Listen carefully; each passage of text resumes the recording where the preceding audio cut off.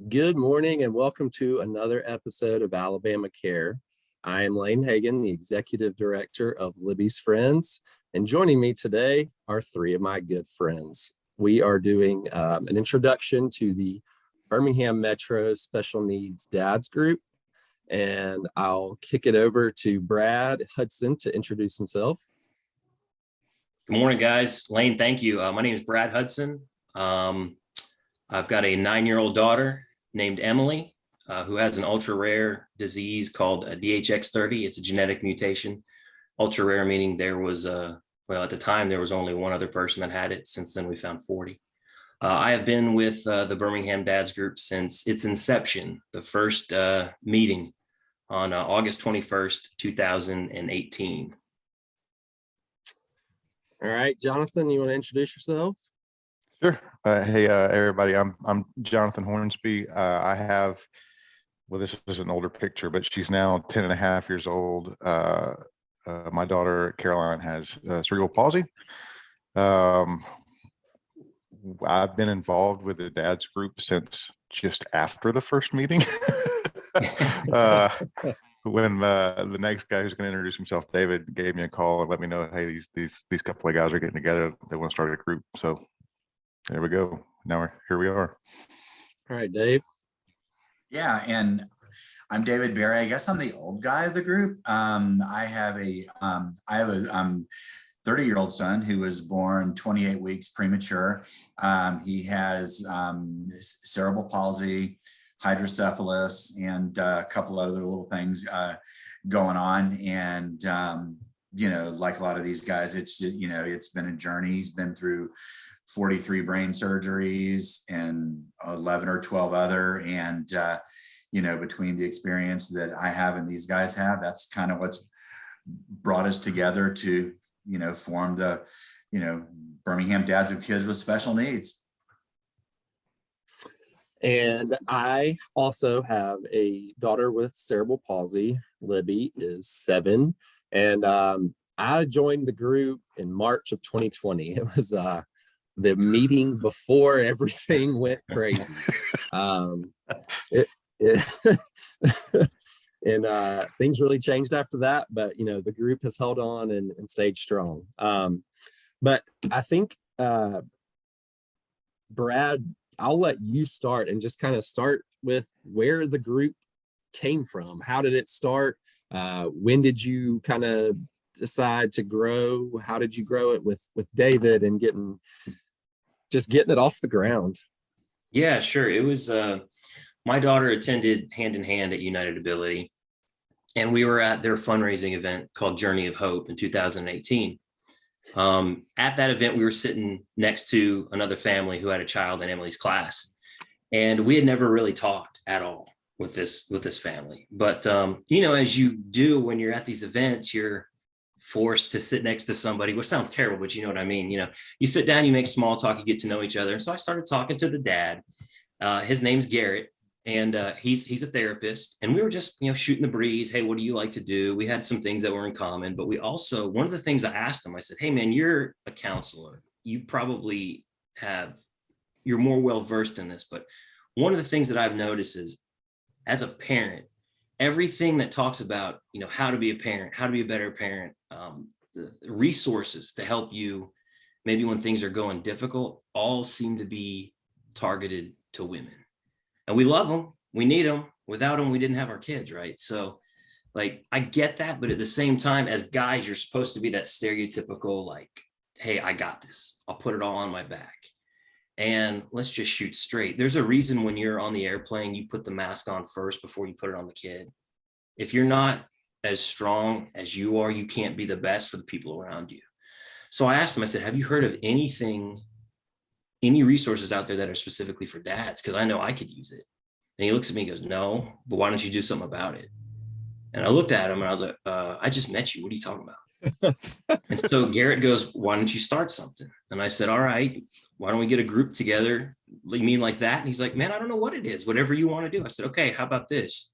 You're the first dad in the dads group. We'll get together. And so that next week, it was August 21st. We met at a coffee shop in Homewood. Now, again, we had never We had just exchanged small talk at this event. And so all of a sudden here we are going, all right, we're going to sit down and we're going to get raw. We're going to open up about the things that we see as parents of special needs kids, really, as parents in general, but especially the challenges we face, whether people stare at you, people, we all know, like the four of us here get it. I'm sure people watching get it. Let's be raw and real and talk about this. And so the first few meetings, just him and me. We met the next week, had breakfast. And after like 3 or 4 meetings, we just said, all right, like this is really positive for both of us. We got to get some other people involved because it was really benefiting us. And because we were both at Hand in Hand, the first dad that I'd thought of was Dave. Dave's obviously like the straw that stirs the drink there at United Ability. I've worked with him doing some media events to help promote United Ability because I love that organization. And we said, well, how about we get Dave involved? Because not only does Dave have knowledge of this because of his son's situation, but Dave also has connections to other people who are going through what we are and can share similar experiences. So I can't remember when it was. I think I remember there was like severe storms that were hitting that night. It was the first time that Dave came. We were at the Baja Burger in Hoover. So I don't know. Are we not supposed to plug where we were at? I don't think it matters. If they're kicking in a few shekels, yeah, we'll talk about it. Right? So yeah, but Dave was there. And from there, it just grew, and Dave was an integral part of that. So that's how it started. But I'll let Dave talk more about how it's impacted him and how he's kind of helped our group grow.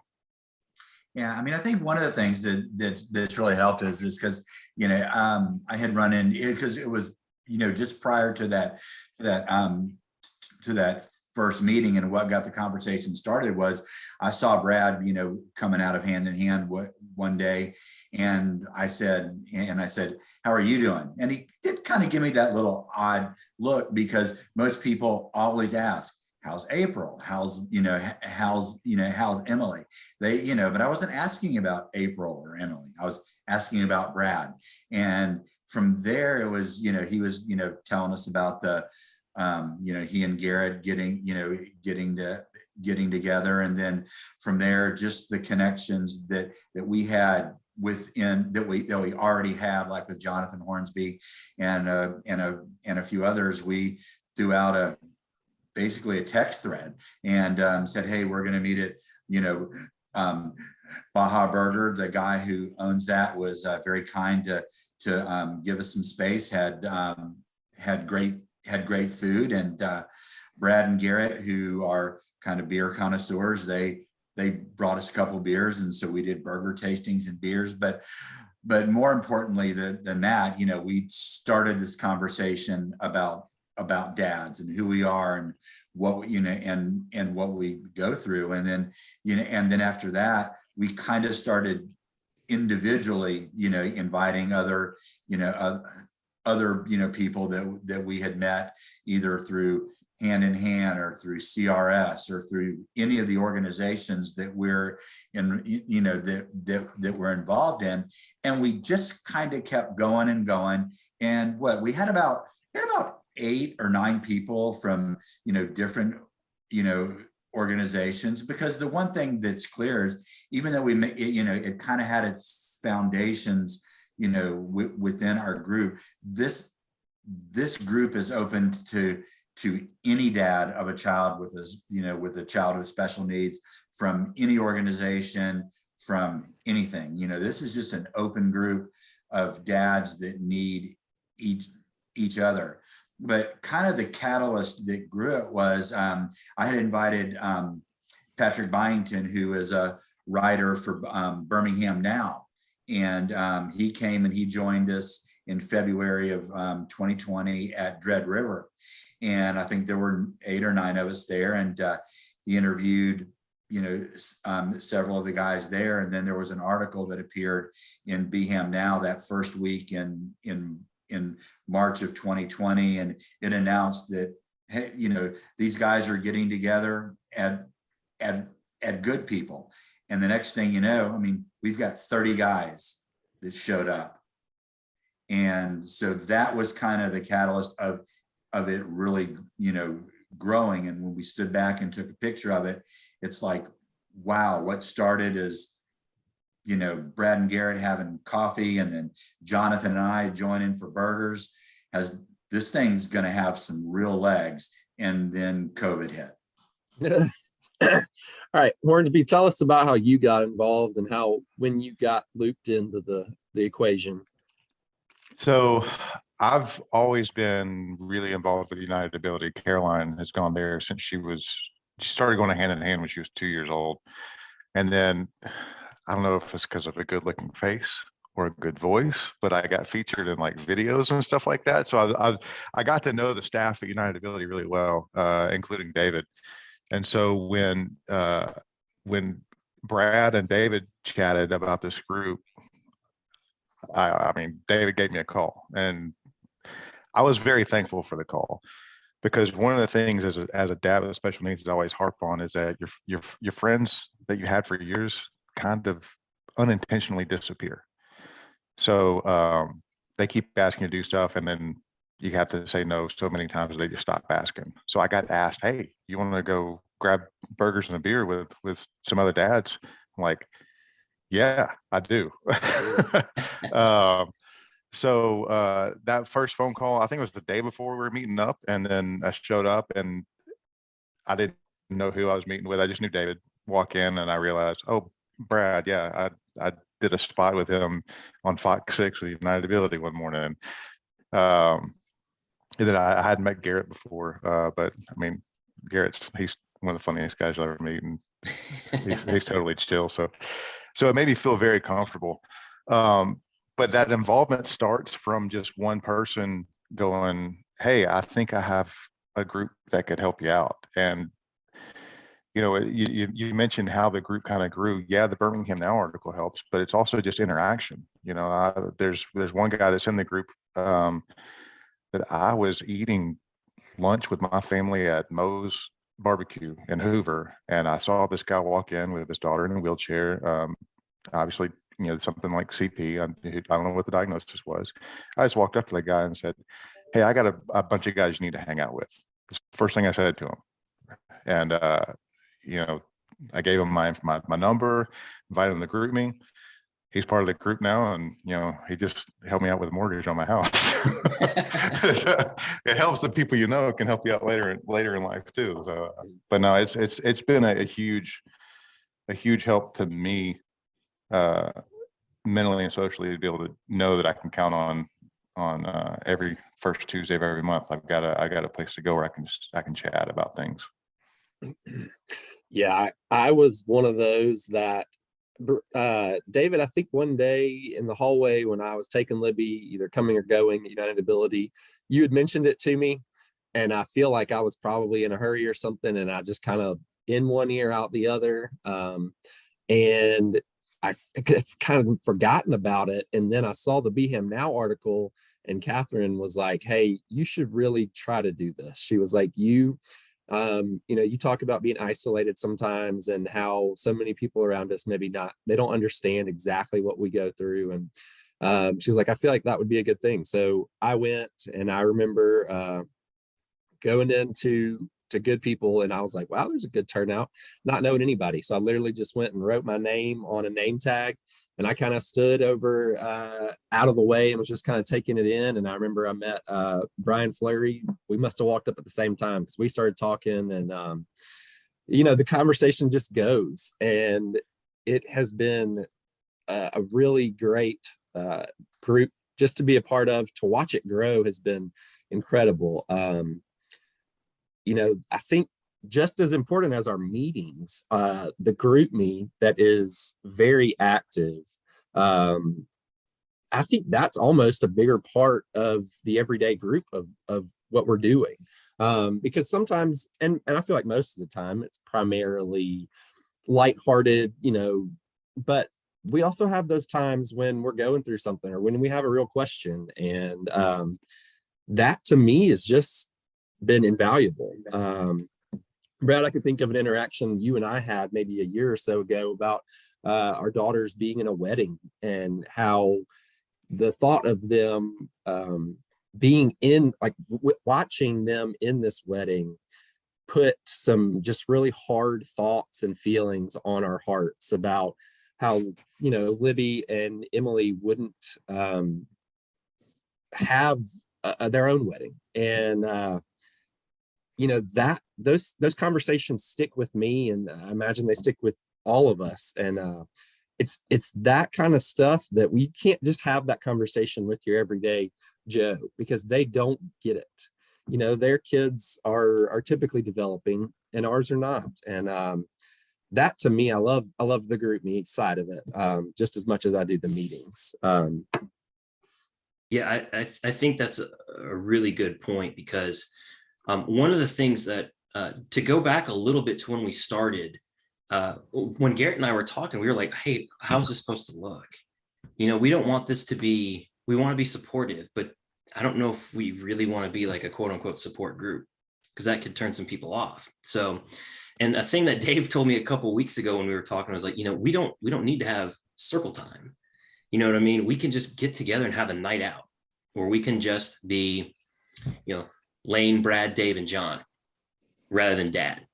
And that's definitely important. But to your point, Lane, those conversations that do come up, those when life happens and you don't really have somebody that you can talk to, that's where that group meet chat is there. That's where, obviously we can all just text each other, call each other, whatever, but that group me is there so everyone can see, everyone who's part of the group can provide their input. And as we've continued to grow and more people have gotten involved, there's been just so many, the things that people have said, you realize that your drinking buddy has a lot more going on, is a little bit sharper than, maybe you'd realize. There's a little more Confucius in them, you know what I mean? And that is needed, because you bring up a valid point. People care. People outside the group definitely care. They're more sympathetic. They can't empathize. And I know one of the things that we talked about when we first started the group is that people say what they think they're supposed to say.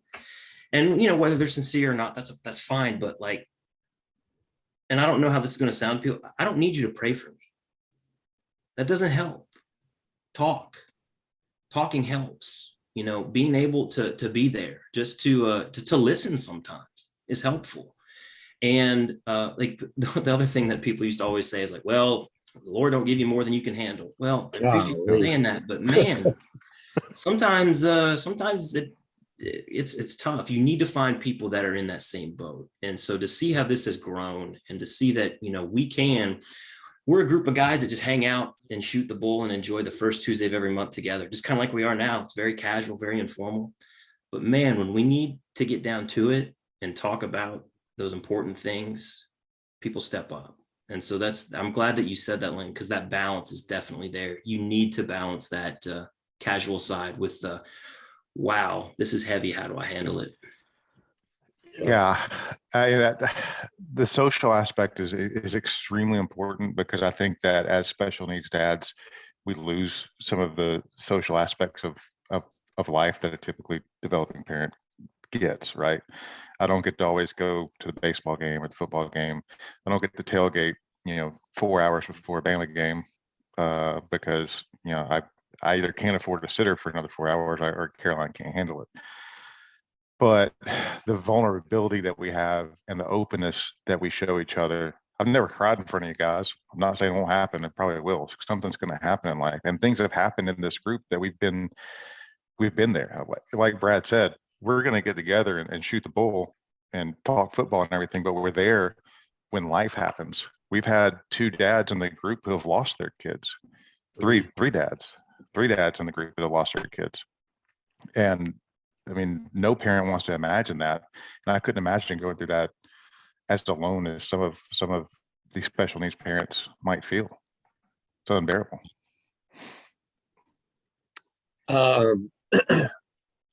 So one thing that I kind of want to hit on is the group.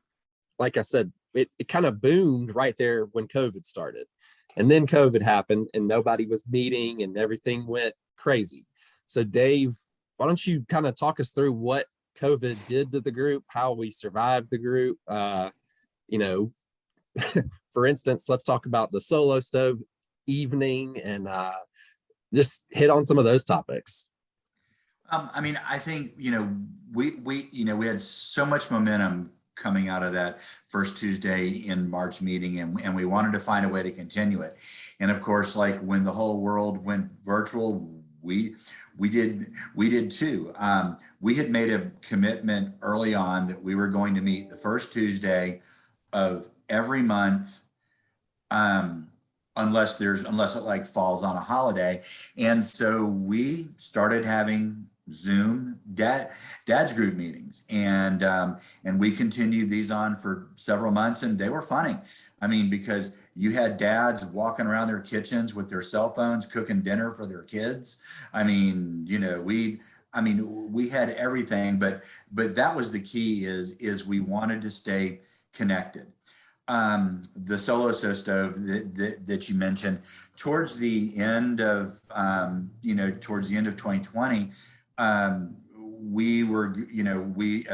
we did a couple socially distant meetings, and we did them in the parking lot here at United Ability, and people enjoyed being together. They were bringing their camp chairs, sitting 6 feet apart, but it gave us a chance to talk. Well, in the one that we had, I think it was the November or the December one. I don't remember. Yeah, it's December. It was brutally cold, and one of the staff members who I had seen on social media was bragging about their Solo stove and how pretty that it was, and I had seen all the ads on social media, so we borrowed one, and it was sitting right in the middle of us.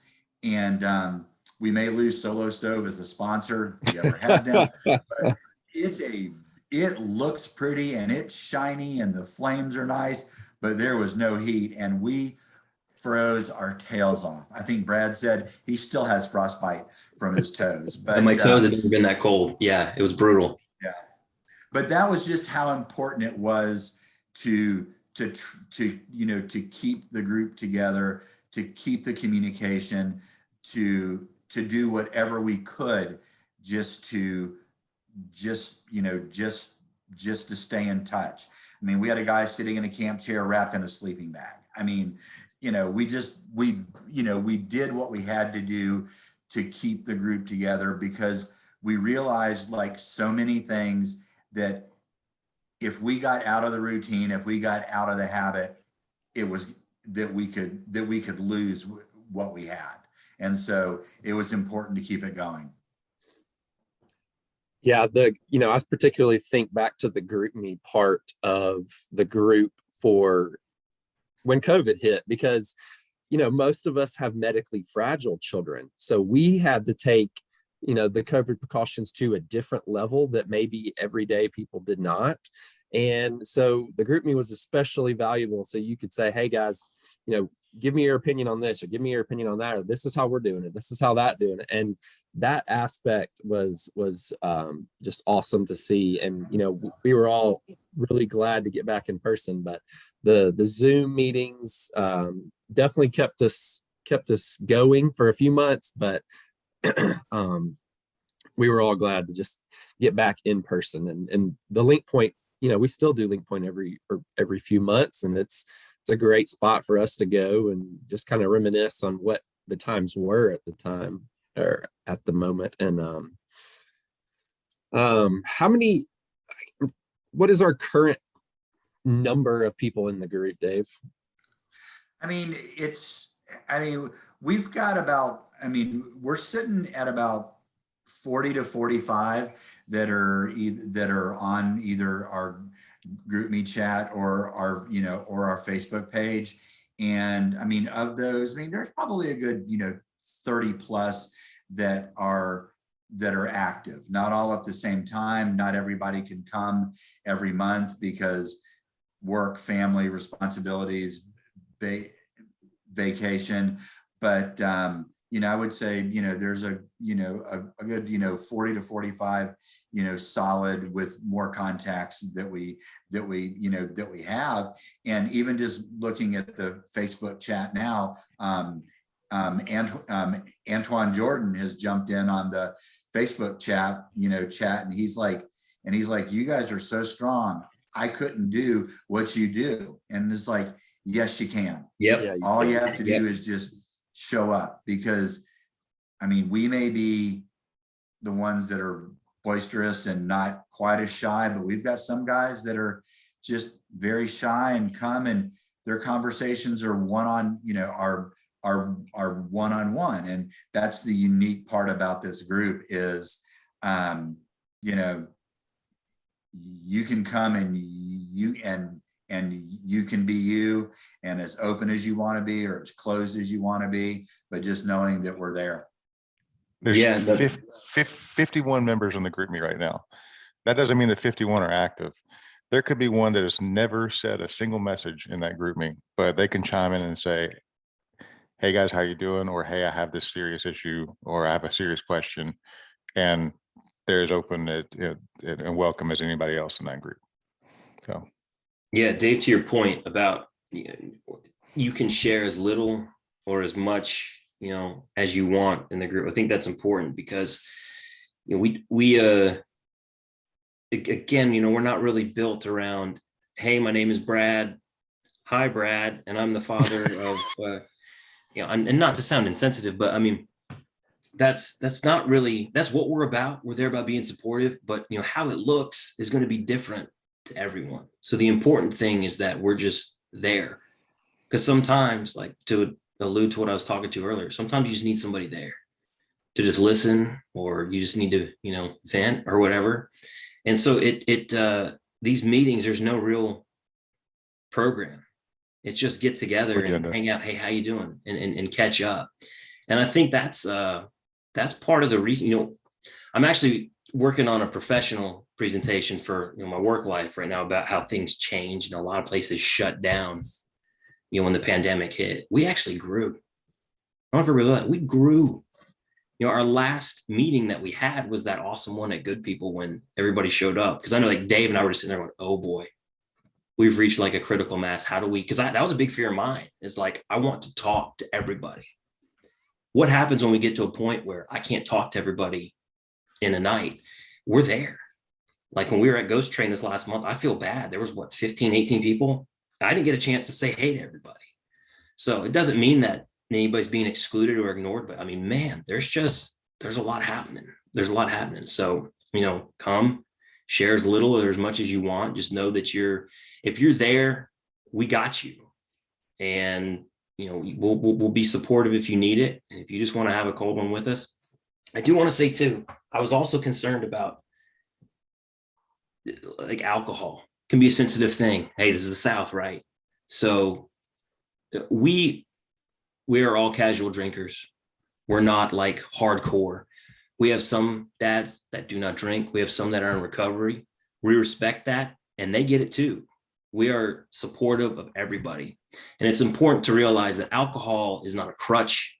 It's just a sort of a hobby that a lot of us had in common. And so that's where, the beers and talking about some of this hard stuff kind of came together. So don't think that if you don't consume that you're not going to be welcome. Absolutely, man. Bring a Sprite. Let's hang out. Let's help one another.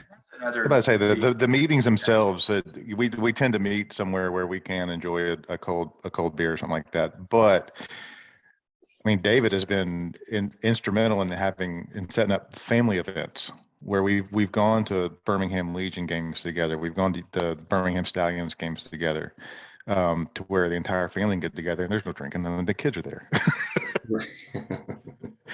But it's not just meeting up every Tuesday. We do stuff outside of that as well. So, and I think one of the reasons that we choose breweries is because most of them are some of the few places in Birmingham that have large open spaces, that don't have financial minimums, for us. A lot of them allow us to bring in our own food or do what we want to do. And, but the biggest thing is they're just open, open spaces, whereas, a restaurant's going to charge us everything else. And so, but we've also met, in parks and recreation centers and things like that. So it's just constantly on the move. So for those that are wondering when the events are, so we meet the first Tuesday of every month. It's usually from 6 to 8 p.m. The location goes back and forth. Like they said, we usually hit breweries. I think we're meeting on Tuesday of next week, and we're meeting at Beer Hog in Pelham. It costs nothing. It is low pressure. You literally, like everyone has said, you can come and you can be the loudest person in the group, or you can be the quietest person in the group, and you're welcome. We encourage involvement. But we try to be as respectful, and like Brad said, we have a few that are in recovery, and I think we're probably just as respectful to them as any group of people you could come across. We've all gone through different aspects of life, and it's just a good social environment. And that is a big thing to all of us. I know we all have it on our calendars every month. We all look forward to it. You know, I don't know what I would do without them. I don't get to go to every single one, but I try. And I can't really remember what my first Tuesdays of every month were like pre-COVID. But now I have something to look forward to, and I'm grateful for that. And those, go ahead, Dave. No, I was just going to add, you were talking about, just briefly mentioning the family events. Antoine Jordan, who's joined us on Facebook Live, was asking, about family events, and yes, we do those, and we have, and we have more, we have more planned, and we'll get to that probably right at the end of the segment, but did want to bring that up while that Antoine is still there. But then also, Jonathan Wiggins is, tuning in, and Kevin Nelson's there. So just a few of the dads are they're supporting us.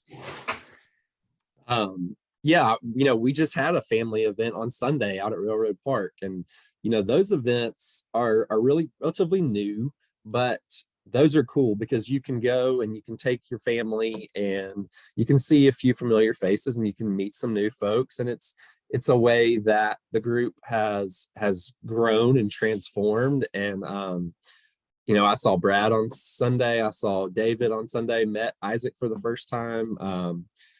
And you can be there for as little as you want, for as short of a time as you want to, for as long as the time as you want to. And those are just like the dad's group. They're low pressure. You just have to, respond and let them know you're coming. And my family particularly has loved them, and we look forward to doing as many of those as we can every month too.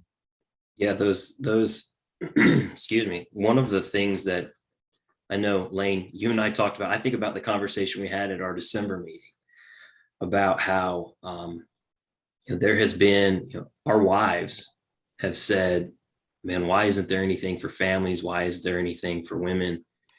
And I know how this may be received, but that's the thing I told my wife. I was like, well, it's like what Garrett told me. Well, do something about it. Start it. And hey, good luck, right? I'm not, say what you want, but it's easier said than done. And these family events are a great way it's almost like that sort of introduction. It's a great way to see other families that are sharing similar situations, where that way you're not maybe putting yourself out there as much. You can kind of ease in to it. So the family events, they started when, I guess, was January the first one? I can't remember, but they're starting to pick up. There's usually one a month, and that's super important because, hey, I want to see who's keeping my boys in line when we're all together, right? We want to know what life is like outside too. We want to meet these kids that we've celebrated and got to know via dad and maybe not seen in person. So it's an excellent opportunity. And how some of that came about is we've been really fortunate through the Children's Trust Fund of Alabama. We've received some grant, some grant funding, because one of the things that the Children's Trust Fund and the state has realized, and especially among families that have children with disabilities, is is the potential for child abuse, is the potential for, families, splitting up. The divorce rate is high. And so that's part of what these family connections do is once a month, is to help, bond families and potentially, avoid or help families, avoid the pitfalls that go along with, having a child with disabilities. 80%. I heard the stat. We talked to a doctor. The divorce rate for parents of kids with special needs is 80%. And I think that the camaraderie that we have amongst these dads to help keep us grounded helps us keep our marriages afloat too, because we get to take out any stresses, we get to ask the questions, and then we do get to have those family events together where we can all celebrate each other and have that social gathering that we don't get. But 80% of special needs parents end up divorced. That's heavy. I think we were probably, I don't know, 4 or 5 months in. I feel like it was early 2019. And I had a coworker who has a son with severe cerebral palsy, and I was telling her about it. And she straight up said, I will never forget what she sent me on text. She says, if my husband had a group like this, we probably would still be together. I always think about that, because you just sit there and go, man, we're just a bunch of dudes hanging out, and you don't really realize just how deep that can go. So when you hear something like that, it's pretty powerful. That's the truth, because it's something that I've never spoken about. I know in the group, and I just don't talk about it because I'm inherently a private person, oddly enough. But my son, being born, nearly 3 months premature, everything that went along with the multiple surgeries, and then add in the financial stress and everything else. And when he was, 5, and when he kind of hit that place where he wasn't having a brain surgery every 3.5 weeks, his mom and we kind of like woke up, and we were going through another family stress with her father passing away. And when that kind of all settled, we were 1,000 miles apart with no support group, with no one to talk to. And we ended up getting a divorce. We're still really, we're good friends today, and we're close, but, I can't help but think, what a group like this or others, if you start them in other states and others in other cities, what this can do to help, to help families, like the funding from the, Children's Trust Fund, especially with child abuse, neglect, those things that can happen when the stress of life hits. And, we have a great time, but we're here to save, the lives of divorces, of dads, of moms, and of kids. Yeah, I couldn't agree more. I think it's just we don't even know what impact we're having day to day, but I think the 4 of us here all are very we're better people, and we're different people because of this group. And I'm thankful to Brad and to David and to Jonathan for the fact that we've gotten off the ground and gotten as far as we have. And I think most of the folks in the group would say the same thing. Well, likewise, I'm just so grateful to see everybody, because you kind of don't realize it until you hear some of the stories that, like Dave opening up like that, there's stories like that we just don't hear about. And I will kind of share this. I kind of use the metaphor of a rock in a tumbler. don't know if you've ever used one. It takes forever. You know, you get this stone, you throw it in there, and after months, it finally comes out a little bit shiny. And I feel like, yeah, I was rough around those edges, and having a daughter with a disability really, it definitely influenced me and how, you know, I want to, you don't know how long you're going to be here. So you want to try and be as kind and positive to people out there, because you don't know what people are going through. My child has brought that through me. And while I may not always be as great at it, I want to try and reflect what she's brought out in me with other people. And that's what this group does, is it puts you in a group with people who are sharing these same feelings. And yeah, Lane, I appreciate you saying that, man, because that it's hard not to get emotional when you talk about this stuff. So it is. And kind of hitting on what you've said, it's a few of us, you and myself and a few other dads in the group, because of our situations, I feel like we've started our own nonprofits, and we've been part of nonprofits that probably we would have never envisioned. And I think that's one cool aspect. I mean, I was going through the list the other day and I was thinking, I was like, we have 7 to 10 nonprofits that are represented within our group of 50, 51. And, you know, each one kind of covers a different thing. But, you know, I've helped 2 or 3 with our organization. United Abilities helped almost all of us involved in this group. Addie's Army is growing and helping. You know, we try to do their respite care, and their events are huge. And then, you know, we try to support each other's groups and each other's fundraisers. And then, you know, just yesterday we had Shine Like Ozzy Day, and you go to the group chat and there's 3 or 4 different guys that are like, hey, you know, I bought lunch for XYZ today in honor of Ozzy.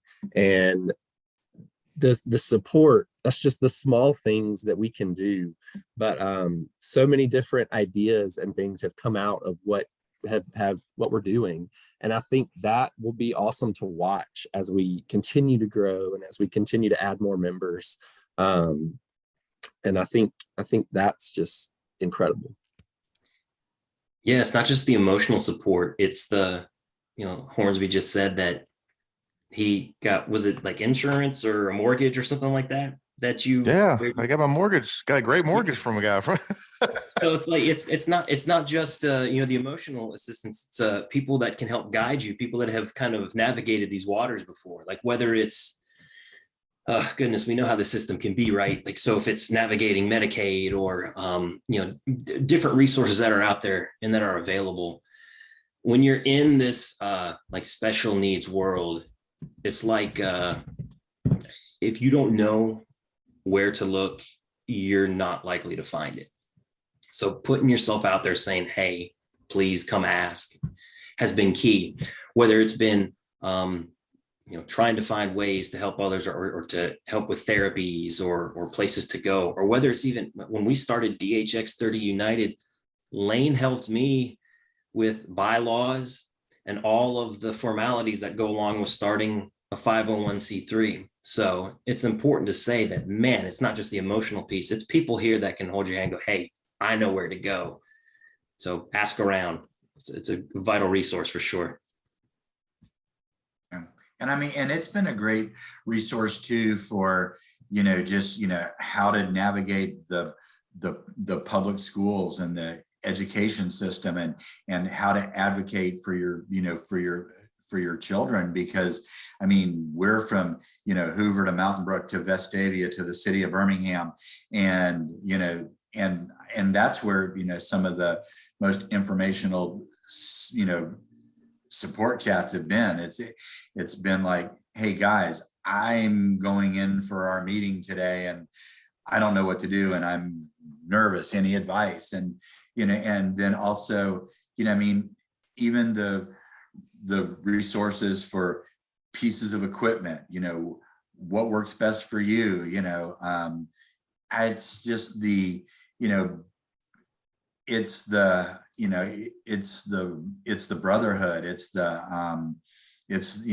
support. And I think that has made, and I think that's what, really makes it unique too, is it's there 24/7, because chances, I've seen some group me and Facebook messages replied to at some really odd hours. So, that's what I think is the biggest thing is, we're not, we're 24/7, 365 for each other. And I think that, the title of the article that Bham now said, Band of Brothers, it rings true.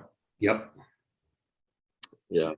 I recently added, got with you, David, and added somebody to the group. And I've just recently gotten to know this family. And in particular, they have a little boy named Hagan, and he has CP and a lot of problems as well as that Libby does.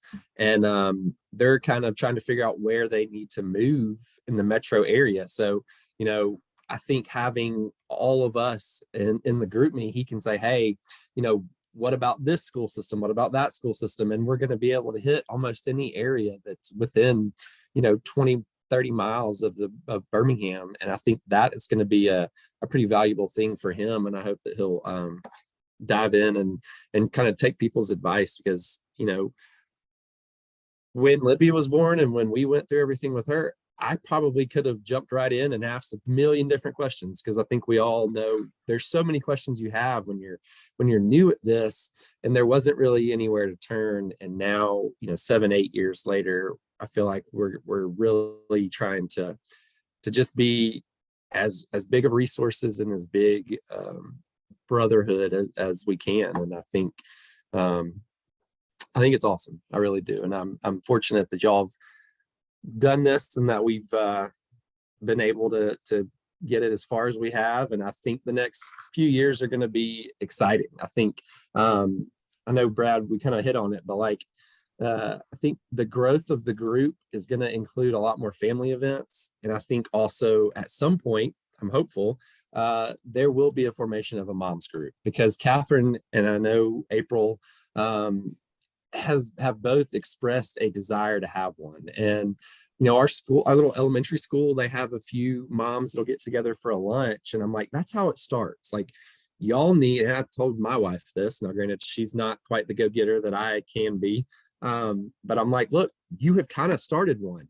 Now we just need to branch it out. So that's kind of my hope for the group in the next few years, is that there is a mom's group formation, and that there are for every month that comes and goes, we have a mom's group, a dad's group, and a family event. And I think if we can get that, what else could we ask for?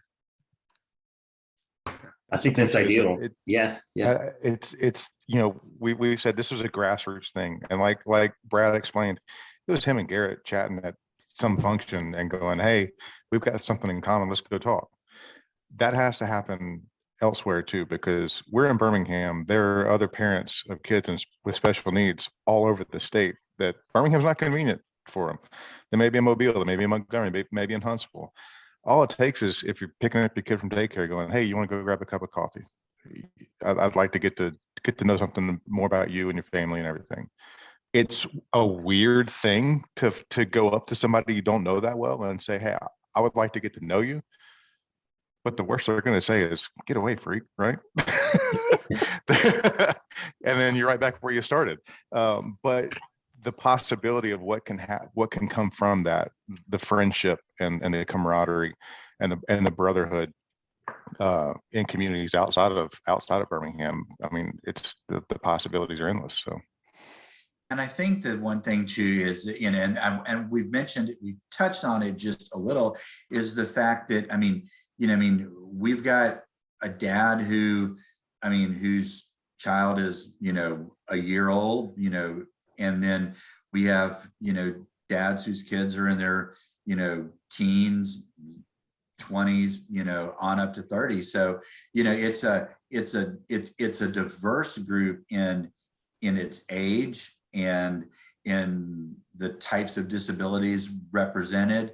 And again, there's, there's probably not much that we can't touch on, or at least have a resource or a referral, for even when one of the dads ran out of formula in the middle, at the end of it, during a holiday weekend. I mean, we pitched in to do the best we could, to find specialized formula. So, I just got a Facebook notification. We've got somebody wanting to join the Facebook group, which is I just saw that. hey, cool. Yeah. People are paying attention. That's awesome. Thank you. That is. And yeah, so like we've said, the next meeting will be Tuesday night. It's at 6 p.m.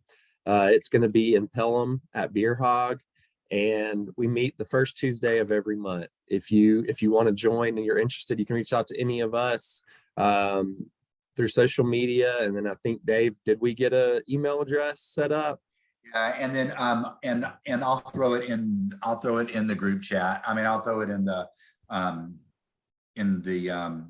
Facebook Live thread. Okay.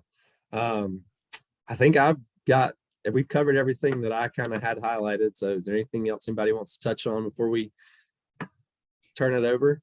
If two guys named Brad and Garrett can start a group, anybody can. Just put yourself out there. Hey, if you're in sales like Hornsby and I am, Hornsby made a great point. Worst you're going to hear is no, right? No. So, but it's definitely rewarding. So Lane, man, you did a great job. Appreciate your friendship. I appreciate what you have done for other families too. We got to plug Libby's Friends for sure. You guys have touched a lot of people, and grateful to have you part of this group and part of our lives as the Hudson family for sure. Yeah, absolutely. And also just kind of a shout out to our host, Alabama Care.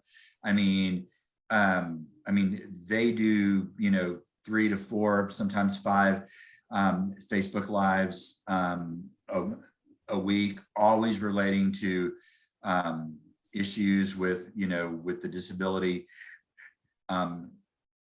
community, like Alec. I mean, Alex was the founder, and kind of like him. I mean, it started small, and it's growing into into quite the outreach for the entire state of Alabama. So again, thank you to Alabama Care for hosting us. Yeah, I appreciate the kind words, Brad.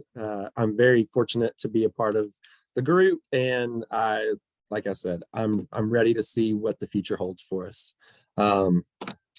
But with that said, thank you so much to everybody for tuning in, and y'all have a great day. See you Tuesday.